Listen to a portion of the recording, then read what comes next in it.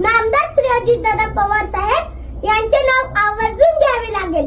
प्रशासनावर मजबूत पकड, पक्ष संघटनेवर मजबूत पकड, दिलेला शब्द पाळणारे, पाहतो करतो बघू अशा शब्दांना ज्यांच्या शब्द संग्रहात स्थान नाही, कार्यकर्त्यांची पूर्ण माहिती असणारे, कार्यकर्त्यांच्या अडीअडचणीला उभे राहणारे, जे पोटात तेच ओठावर असणारे, टापटीपणा, स्वच्छतेची आवड, वक्तशीरपणा या गुणांना जपणारे, पर्यावरणाविषयी आग्रह असणारे, महाराष्ट्राच्या राजकारणातील एकमेव उदाहरण म्हणजे श्री अजितदादा पवार.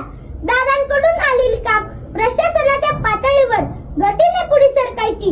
याचे कारण ते वेळेवर झाले नाही, तर दादांच्या रोषाला सामोरे जाण्याची तयारी अधिकाऱ्यांना ठेवावी लागेल. दादांचा आग्रह जनहिताच्या कामासाठी असायचा, त्यामुळे दादांकडून आलेली कामे वेगाने मार्गी लावली जायची. म्हणूनच प्रशासनात दादांचा जेवढा दरारा होता तेवढा आधारही होता. दूरदृष्टी, धडाडी, अचूक नियोजन, अचूक धोरण, अचूक निर्णय क्षमता यांच्या जोडीला माणुसकीचा ओलावा जपणाऱ्या या सामर्थ्यवान नेत्याच्या रक्तात फक्त आणि फक्त विकासाचे ध्येय भिनलेले होते. पिंपरी चिंचवड आणि बारामती सारख्या शहराच्या शिरावर डोळे दिपवून टाकणाऱ्या, विकास कामाचे कोंदण लावणाऱ्या अजितदादांच्या हातात राज्याची सत्ता आल्यानंतर महाराष्ट्राची प्रगती ही तितक्याच जोमाने होऊ लागली. यात मात्र शंका नाही. संपूर्ण महाराष्ट्रात दादांना आणि त्यांच्या कार्यपद्धतीला मानणारा मोठा वर्ग आहे. चुकीच्या कामांना दादा परखडपणे विरोध करतात, तर लोक उपयोगी कामात अडचण आली तर त्यांचा परखडपणा कामात दिसतो. काम झाल्यानंतर त्यांचे महत्व व दादांची कल्पक दृष्टी लोकांना समजते. महाराष्ट्रातील सर्वात कार्यक्षम नेता कोण, तर ते अजितदादा पवार होय. सकाळी 6 वाजता कामाची सुरुवात केली, रात्री 1-1:30 वाजेपर्यंत वर्षातील सर्व दिवस सलग काम करण्याची क्षमता असलेला एकही नेता राज्यात सापडणार नाही. प्रचंड प्रवास, दिवसभरात हजारो लोकांना भेटणे, अधिकाऱ्यांच्या सलग बैठका घेणे अशी सगळी कामे दादा तितक्याच कार्यक्षमतेने करत होते. म्हणूनच मी म्हणेन, अशा अनेक गुणांनी संपन्न असलेले माझे दादा एक अद्भुत रसायन होते. अजितदादा हे दूरदर्शी, वास्तूक विशारद होते.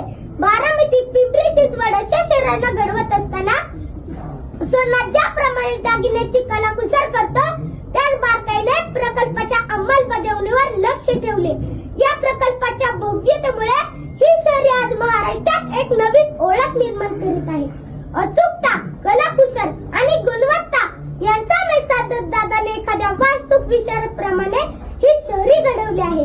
ज्ञानपीठ पुरस्कार प्राप्त श्रेष्ठ कवी विंदा करंदीकर यांची प्रसिद्ध कविता मला आठवते. जनतेच्या हृदयामध्ये अन्यायाची कळ आहे, जनतेच्या बाहूमध्ये सागराचे बळ आहे. जनतेच्या हृदयामध्ये अन्यायाची कळ आणि जनतेच्या बाहूमध्ये सागराचे बळ ज्याला ओळखता येते तोच लोकप्रमुख राज्यकर्ता होऊ शकतो. राज्यकर्त्याचे हे गुण लक्षण ज्याला यथार्थपणे लागू पडले असे राजकारणातील एक नाव म्हणजे श्री अजितदादा पवार.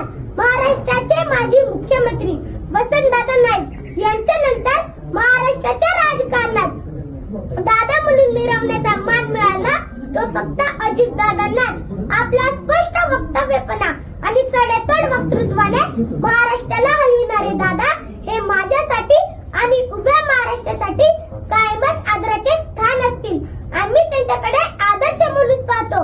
म्हणूनच अजितदादा यांच्या बाबतीत म्हणावे लागेल, you can love him, hate him, but you can't ignore him. तुमच्यासारख्या आणि माझ्यासारख्या असंख्य व्यक्तींचा आदरवड असलेल्या दादांना माझ्या शब्द रूपातील श्रद्धांजली मी पुढील काव्यात व्यक्त करतो. हिमालयही तरतर कापतो जेव्हा सह्याद्री उभी राहते, वादळांनाही थांबवावे लागते जेव्हा सिंह चालू लागतो.